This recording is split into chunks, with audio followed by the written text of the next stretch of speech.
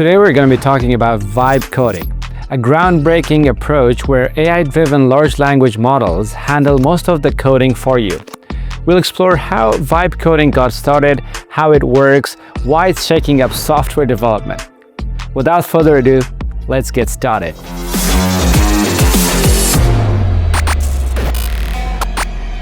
Vibe coding is all about speaking or typing your coding requests in plain English to an AI. The term was popularized by former OpenAI founder Andrej Karpathy in February 2025, where he joked that the hottest new programming language is English. Instead of manually writing every line, you let the AI draft code based on your natural language prompts. Then you review, test, and refine it. Think of vibe coding like having a super smart coding assistant that does the heavy lifting. You say, for example, "Hey AI, write a JavaScript function to fetch the current weather in my city." And boom, the AI provides you the code in seconds. It's quick, it's convenient, and it might just transform how we build software. So how does vibe coding exactly work? There are 4 steps involved. The first step is to describe the task. You give a short plain English prompt like, "Please create a function to fetch weather data for my city." The second step is that AI drafts the code for you. The AI generates snippets in JavaScript, Python, or any language you prefer. The third step involves validation and testing. You run the code to see if it works and ask for revisions if needed. The fourth step is to iterate. You rinse and repeat until you're happy with the results. Karpathy describes vibe coding as simply telling AI what you want and then running what it gives you. It's not about deep code comprehension, it's about speed and convenience. Let's see a quick example. Download an AI code editor like Cursor. You can download this from cursor.com. And once you have downloaded and installed it, create a new folder on your desktop. Let's call it vibe coding. And open this folder with Cursor. Drag it and drop it on Cursor. You might say, "Hey AI, build me a JavaScript function to fetch the current weather data for a given city using OpenWeatherMap." It generated this function for me in seconds. I'll go ahead and click accept. As you can see, this function requires an API key. So let's go get the API key. I've already created an account with openweathermap.org, and here I can create an API key. I'll call it vibe coding and click generate. And you see it generated this API key. I'll copy this API key. I'll go back to Cursor. I'll ask Cursor, I'll type, "Please use this API key. And can you create a web user interface using this function in Next.js?"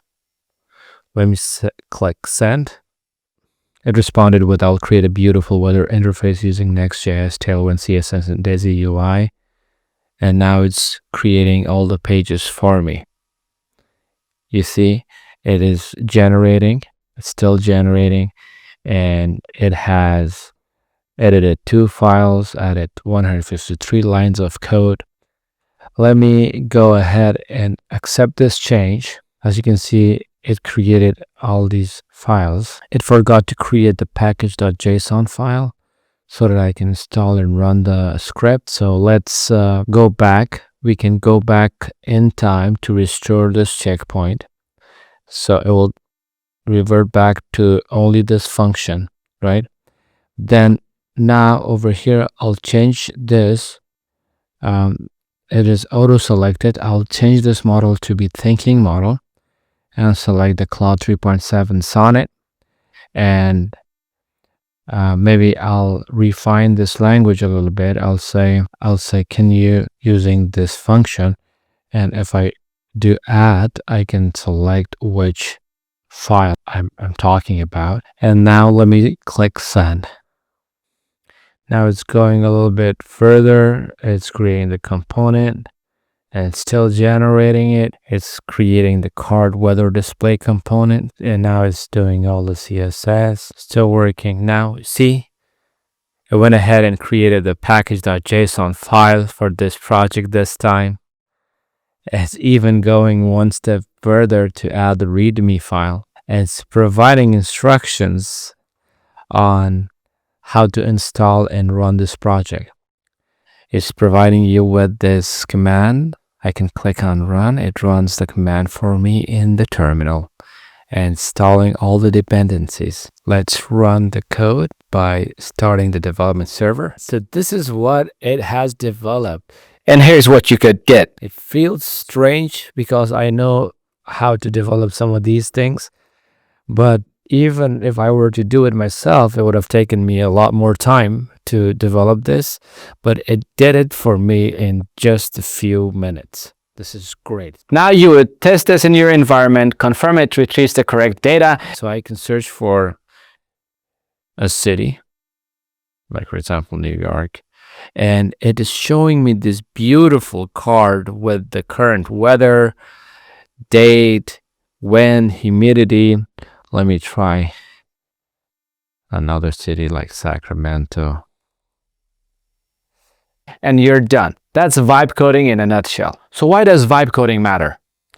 It provides speed and accessibility.